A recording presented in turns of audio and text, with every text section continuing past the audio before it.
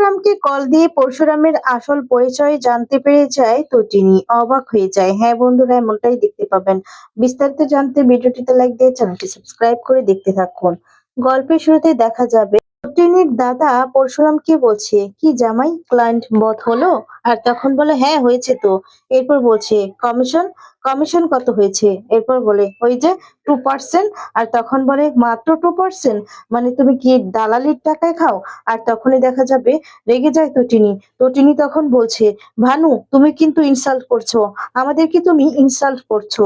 আর তখনই দেখা যায় পিকু বলতে থাকে যে, মাম্মি দালালি মানে কি? আর তখন বলে, পিকু চুপ করো, একদম চুপ করো, সব বিষয়ে তুমি কথা বলো না। তখন চুপ হয়ে যায়, আর কোনো কথা বলছে না। আর তখন দেখা যাবে তটিনীর মা বলছে, ভানু এসব কি কথা হচ্ছে? এখানে বাচ্চাগুলো আসছে না? জিৎ মুখার্জি বলে, কি বলেছে বৌদি? ওদের তো জানার অধিকার আছে, ওদের বাবা কিভাবে উপার্জন করে, কিভাবে দালালি করে, সেই সমস্ত তো জানতে হবে, তাই না? আর তখন দেখা যাবে সবটা শুনে অবাক হয়ে যায় সবাই, আর তাকিয়ে থাকে। তখন বলে, হ্যাঁ হ্যাঁ ঠিক বলেছেন, আপনি একদম ঠিক কথাই বলেছেন, কিন্তু বলছিলাম যে যে থেকে বড় দালালি আপনি করেন। আর তখন বলে, আপনি আপনি তো কর্ণ চ্যাটার্জির দালাল। তখন এ কথা শুনে কাপিল চ্যাটার্জি এদিকে রেগে কথা শুনে রেগে যায় জিৎ মুখার্জি। জিৎ মুখার্জি তখন বলে, শিবপ্রসাদ তোমার এত এত স্পর্ধা? আর তখন দেখা যাবে এদিকে তটিনীর বোন বলছে, ও তো বাড়ির জামাই, ওকে অসম্মান করছো কেন? আর তখন দেখা যায় আয়ুষীর মা বলে, কারণ ওকেও বল ঠিক করে কথা বলতে। আরাধ্যার বলে, আমার শ্বশুরমশাইয়ের সম্বন্ধে তুমি এভাবে কথা বলবে না। কাবির বলে, আমার ড্যাড দালাল হতে যাবে কেন? তখন বলে, আরে কেন হতে যাবে সেটা তো পরে জানতে পারবে, তবে তো কেঁচু করতে কেউটো বেরিয়েছে। তখন এই কথা শুনে অবাক হয়ে যায় কাবির। কাবির বলে, মানে? আর তখন বলে, মানে এরপর কেউটোটা বেরিয়ে আসবে। এরপর বলছে, তবে একটা নয়, একটা নয়, একাধিক বেরিয়ে আসবে। এ কথা শুনে তো আরো অবাক হয়ে তাকিয়ে থাকে পরশুরামের দিকে। তারপর দেখা যায় যে পিকু লাড্ডুকে বলছে, এসো তোমাদেরকে খাইয়ে দিই। তখন তাদেরকে খাইয়ে দিতে থাকে। তখন দেখা যায় তটিনীর মায়ের কাছে ছাতাগুলো দিয়ে দেয়। আর বলে, মানে তটিনীকে বলে, বলছিলাম কি তটিনী, তুমি খেতে বসো। এরপর বলে, এই যে আপনি আপনিও বসুন। জিৎ মুখার্জিকে তখন এই কথা বলে। এরপর দেখা যায় খাইয়ে দেয় লাড্ডুকে। লাড্ডুকে বলে, হা করো দেখি। আর তখন খাইয়ে দিতে থাকে, এটা সবাই দেখতে থাকে। এদিকে তখনই দেখা যাবে তটিনী বলছে, তুমি খাবে না? আর তখন পরশুরাম বলছে, আমি আমি ওদের থেকেই খেয়ে নিব। আসলে কি জানো তো, বড়লোক বাড়ির মাংস তো, আমার ঠিক পেটে হজম হবে না, আমার ঠিক গলা দিয়ে নামবে না। আর তখন এই কথা শুনে দিকে তটিনীর মা খুব কষ্ট পায়। তারপর দেখা যাবে খাইয়ে দিতে থাকে লাড্ডু দুজনকেই। তটিনীর একটা ফোন আসে, ফোনটা তখন তটিনী রিসিভ করে। আর তখন তটিনী বলে, 1 মিনিট, একটা ফোন এসেছে। এই বলে ফোনটা রিসিভ করে। তারপর দেখা যাবে ওপাশ থেকে তখন তটিনী সবার সামনে তো কথা বলতে পারছে না। এরপর বলে যে, হ্যাঁ আপনি তাহলে ওটা 5 কেজি রাখুন, ঠিক আছে? আর ওটা 430 গ্রাম রাখুন, ঠিক আছে? আর তখন বলে, আচ্ছা আচ্ছা ঠিক আছে। এই কথা বলে ফোনটা রেখে দেয়। পরশুরাম খুব ভালো করে বুঝতে পারে যে কোনো না কোনো কাজের ব্যাপারে কথা বলছে, মানে 4টা 30-এ যেতে বলছে, সেখানে থাকতে বলছে। আর তখন দেখা যায় পরশুরাম মনে মনে বলছে, আমি তো জানি তুমি কি করতে চাইছো। এদিকে তটিনীর মা বলছে, 500 মানে 5 কেজি আর 430 মানে। আর তখন দেখা যায় বলতে থাকে, আসলে কি মা, কি 5 কেজি চাল রাখতে বললাম, আর 430 গ্রাম কিছু মশলাপাতি রাখতে বললাম। তারপর দেখা যায় এই কথা থেকে চলে যায়। এদিকে পরশুরাম খুব ভালো করে বুঝতে পারে যে কি কি বলছে। তখন বলে, তোমার প্রশ্নের উত্তর সমস্তটাই আমি বুঝতে পেরেছি, আমি জানি 5 কেজি, 5 কেজি মানে হচ্ছে 30 গ্রাম মানে কি, সেটাও আমি বুঝতে পারছি। আর তখন বলে, তোমার উপর 24 ঘন্টা আমার নজর থাকবে, আমার লোকের নজর থাকবে, সেটা হয়তো তুমি জানো না তটিনী গাঙ্গুলি। আর তখন বলতে থাকে, আসল আসল কি উপায় সেটা আমি জানি, আর আমার নামও তো পরশুরাম, তাই আমার চোখে ফাঁকি দেওয়া এতটা সহজ নয়। সরি তটিনী, সরি। 4টা 30-এ আমার লোক তোমাকে ফলো করবে, হয়তোবা তোমার সূত্র ধরে বিজেট লাহিড়ীর কাছে পৌঁছে যাব। আর তখনই দেখা যায় দেখি তটিনী কারোর সাথে দেখা করতে আসে, তার সাথে তখন একটু ঝামেলা হয়। তটিনী গাঙ্গুলি তখনই দেখা যায় তাদেরকে শুট করে দেয়। সেখানে তারা পড়ে যায়। অন্য পাশ থেকে সৌরভ মায়া সবটাই দেখছে। আর সবটা দেখে তো চমকে যায়, অবাক হয়ে যায়। আরেকদিকে দেখা যায় পরশুরামও সবটা দেখছে। আর তখন বুঝতে পারে। এরপর সৌরভ বলছে, এবার মায়া বুঝতে পারছো তো আমি কিসের জন্য বলেছি? এবারে নিশ্চয়ই বুঝতে পারছি, কোনো না কোনো রেকর্ডের সাথে তটিনী গাঙ্গুলি জড়িত আছে।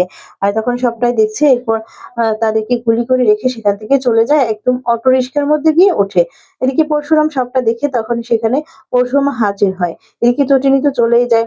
পরশুরাম তখনই দেখা যায় লোকদের কাছে আসে, এসে দেখে যে একেকজনের পায়ে হাতে গুলি লেগিয়েছে। তারা হাউমাউ করে চিৎকার করছে, খুব কষ্ট পাচ্ছে, ব্লিডিং হচ্ছে। আর তখনই দেখা যাবে মায়াকে ফোন করে। মায়াকে ফোন করে তখন বলে দেয় কি করতে হবে। এদিকে মায়া তো আগে থেকেই সমস্তটা ভিডিও রেকর্ড করে নিয়েছিল।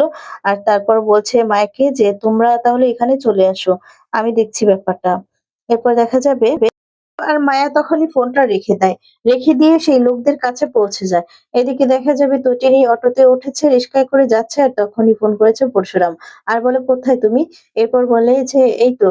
আর বলে, "মনে হচ্ছে তুমি রিস্কার মধ্যে আছো?" আর তখন বলে, "হ্যাঁ, রিস্কার মধ্যেই আছি।" তখন জিজ্ঞেস করে, "তুমি কোথায় যাচ্ছ? কি কাজ আছে? আর তুমি তো ছেলেদের মেয়েদেরকে স্কুলে নিয়ে যেতে পারতে। তাদেরকে একটু পড়াতে পারতে। তাদের তো এক্সাম আছে জানো তুমি।"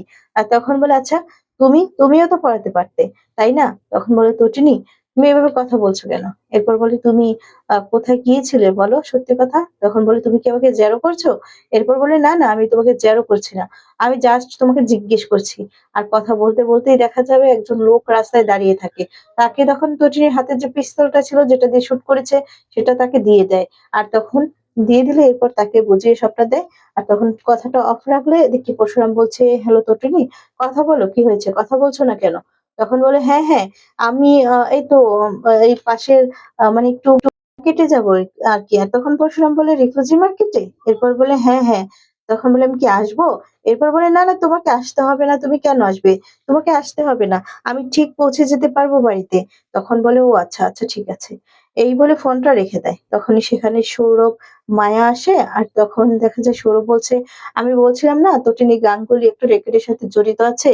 দেখলি তো এবার?" আর তখন এই বলে খুব রাগারাগি করতে থাকে। তখন তো পরশুরামও রেগে যায় সৌরভের কথা শুনে আর বলে যে, "শোন, এই কেসটার মধ্যে আমি আছি। ঠিক আছে? এটার দায়িত্ব কিন্তু আমাকে দেওয়া হয়েছে। তো অতএব বুঝতেই পারছিস যে কি করতে হবে সেটা আমি খুব ভালো করে বুঝতে পারছি। তোদেরকে যেটা বলছি তোরা সেটাই কর। এত মাথা ঘামাস না।" তখন পরশুরাম সৌরভের সাথে খুব রাগারাগি করলে তখন পরশুরামের কথা শুনে ভয় পেয়ে যায় সৌরভ। আর সৌরভ তখন বলছে, "ওকে ছাড়।"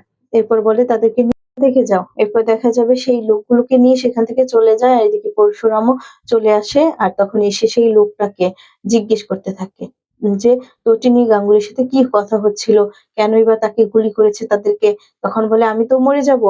আমাকে এই মুহূর্তে হসপিটালে নেওয়া প্রয়োজন। আমাকে হসপিটালে নিয়ে যান, আমার ব্লিডিং হচ্ছে।" তখন বলে, "তুই তো মরবি। তোকে শুট করবো আমি, শুট করে দিব। তুই তার আগে বল যে কি হয়েছে? তোদের সাথে কি কথা হয়েছে? ওই মেয়েটা বা কি?" আর তখন বলতে থাকে, "ওই মেয়েটা তো আপনার স্ত্রী। আপনি তো শিবপ্রসাদ গাঙ্গুলি। ওই মেয়েটার স্বামী, তাই না?" তখন বলে, "তুই কি করে জানলি? বল কি করে জানলি?" এই বলে বলতে থাকে, "তোকে কিন্তু এখন শুট করে দিব। বল কি করে জানলি?" তখন বলে, "আপনি কিন্তু অন্যায় করছেন। আমাকে নিয়ে চলে যান হসপিটালে। আমি কিন্তু বাঁচবো না।" আর তখন তাকে মারধর শুরু করে দেয়। তার মারধর দেখে মায়া তো খুব খারাপ লাগে। মায়া তখন বলে, "স্যার, ও তো মারা যাবে। ওকে ছাড়ুন। কি করছেনটা কি আপনি? ওকে ছাড়ুন। ও তো মারা যাবে।" আর তখনই দেখা যায় মায়ার উপর রাগারাগি করতে থাকে পরশুরাম। আর বলে, "এই চুপ, একদম চুপ। আমি কি করব না করব আমি বুঝে নেব। একটা কথাও বলবে না। চুপ করে থাকো। ঠিক আছে? একদম চুপ করে থাকো।" আর তখনই দেখা যায় পরশুরামের ফোন আসে। পরশুরামের ফোনে ফোন করেছে জিৎ মুখার্জি। জিৎ মুখার্জি তখন বলতে থাকে যে, "কি হয়েছে জানো তো? তোমার স্ত্রী আজকে কিন্তু বিপদে পড়েছিল।" আর বলে, "শুট করেছে কিন্তু। শুট করেছে। বিপদে পড়তে, পড়তেও বেঁচে গিয়েছে। সে যে শুট করেছে তুমি জানো?" আর তখন বলে, "কি বলছেন কি আপনি?" এরপর বলে, "হ্যাঁ, কিছু লোককে শুট করেছে। আর সেই লোকরা না সেখানে না একজন ছবিও তুলে নিয়েছে। এরপর শুনছি তো এটা নাকি সাংবাদিক। সাংবাদিকদের কাছে যাবে। এটা পেপার হবে। এরপর কি হবে বুঝতে পারছো তো?" বলে যে, "এই যে তোমার বউ বিপদে পড়বে। বুঝতে পেরেছো?" তখন বলে, "আপনি কি বলতে চাইছেন কি? হ্যাঁ? কি বলতে চাইছেন?" তখন বলে, "এই যে তোমার বউ একটা কাজ করলো না, এর জন্য দেখবে সাংবাদিকরা কাল সকালেই পত্রিকায় ছড়িয়ে দিয়েছে। তখন কি করবে তুমি?" এই বলে খুব রাগারাগি করে। তখন দেখা যায় শিবপ্রসাদও থেমে থাকে না। তখন বলে, "কেন? আপনারা ভয় পাচ্ছেন কেন? আপনাদের মুখোশ খুলে যাবে?" আর বলে, "এই যে শিবপ্রসাদ গাঙ্গুলি!" এই বলে চিৎকার করতে থাকে। তখনই ফোনটা রেখে দেয় আর রাগারাগি করতে থাকে। এরপর সেখানেই দেখা যায় তটিনী গাঙ্গুলি চলে আসে। তটিনী বলে, "কি আমার পেছনে লোক লাগিয়েছিলে? আমি শুট করেছি, সেগুলো ছবি তুলেছিলে, তাই না?" আর বলে, "পারোনি। কিচ্ছু করতে পারবে না।" এরপর বলে, "সেই ছবিটা যে তুমিই তুলিয়েছিলে, তোমার লোককে দিয়ে সেটা আমি খুব ভালো করে জানি।" কথাটা শুনে দেখা যায় জিৎ মুখার্জি ভয় পেয়ে যায়। আর বলে, "আমার পিছনের লাগামটা না একদম কমাও। আর কিচ্ছু করতে পারবে না তুমি। কিচ্ছু হবে না। সেই লোকটা কিন্তু গেছে। আর তারপর দেখা যাবে বলে, "কি হয়েছে? কি হয়েছে?" তখন জিৎ মুখার্জি আর তটিনী গাঙ্গুলি দুজনের মধ্যে খুব রাগারাগি হয়। তটিনী সমস্তটা বললে জিৎ মুখার্জি তো অবাক হয়ে যায়। আর তখন বুঝতে পারে না যে এত কিছু কি করে কি। আর তখন বলছে, "আচ্ছা তুই সত্যি করে বল তো, তুই কে? কে তুই? তুই তটিনী গাঙ্গুলি মানে এর পিছনে তোর কি রহস্য রয়েছে? মেয়ের জামাইয়ের প্রতি এত ইন্টারেস্ট কিসের? আর কিসের বা তোর সাথে কি রয়েছে বলতো? তুই কিসের জন্য? কিসের জন্য এই সমস্ত করছিস?" তখন তটিনী গাঙ্গুলি ইচ্ছেমতো উচিত শিক্ষা দিয়ে সেখান থেকে চলে যায়। এদিকে সেই লোকটাকে বলছে, "শুট করে দিব কিন্তু। শুট করে দিব। সব সত্যি কথা বলতে বলেছি।" কিন্তু লোকটা কিছুতেই মুখ খুলছে না। আর বলছে যে কিসের সম্পর্ক রয়েছে তার সাথে। তটিনী গাঙ্গুলির কি কথা হয়েছিল। এদিকে জিৎ মুখার্জিও তটিনীর কথা শুনে অবাক হয়। তারপর দেখা যাবে এদিকে পরশুরাম শুট করে দিবে সেই ভয় দেখিয়ে ভয় দেখালে কিন্তু ভয় পেয়ে যায়। তখন দেখা যাবে এদিকে তটিনীকে ফোন করে মানে তটিনী ফোন করে তখন তটিনী বলতে থাকে, "শোনো না তোমার জন্য একটা শার্ট এনেছি মার্কেট থেকে। ওটা না একটু রিফও বেরিয়েছে। ওটা না রিফ করতে হবে। তো তুমি একটু নিয়ে যাবে? সেই দোকানে গেলেই না ফিরিয়ে দিবে। আসলে আমি খেয়াল করিনি।" এরপর বলে যে, "আচ্ছা ঠিক আছে।" আর তখনই সেই লোকটা চিৎকার করে ওঠে আর বলে, "তটিনী, তটিনী গাঙ্গুলি, আমি আপনার আপনার হাসব্যান্ডের কাছে, আপনার হাসব্যান্ড অফিসার।" তখন এই কথা শুনে এদিকে রেগে যায় পরশুরাম। পরশুরাম সেই মুহূর্তে দেখা যাবে লোকটাকে শুট করে দেয়। লোকটা সাথে, সাথে মাটিতে পড়ে যায়। এদিকে মায়া এই সমস্ত দেখে অবাক হয়ে যায়। অবাক হয়ে তাকিয়ে থাকে, ভয় পেতে থাকে। এদিকে তটিনীও কিছু একটা আওয়াজ পায়। তটিনী গাঙ্গুলিকে কেউ ডেকেছে তেমনই কিছু একটা শব্দ পেয়েছে আর তখন বলতে থাকে যে, "কিসের আওয়াজ বলো?" তখন পরশুরাম বলছে, "কই না তো, কিছু না।" পরশুরাম দেখা যায় বারবার করে জিজ্ঞেস করতে থাকে আর পরশুরাম কোনো কথারই উত্তর দিতে পারে না, চুপ করে থাকে। এরপর এদিকে দেখা যাবে সেই লোকটাকে অনেক কিছু বলছে। পরশুরাম সমস্ত কিছু রহস্যের কথাগুলো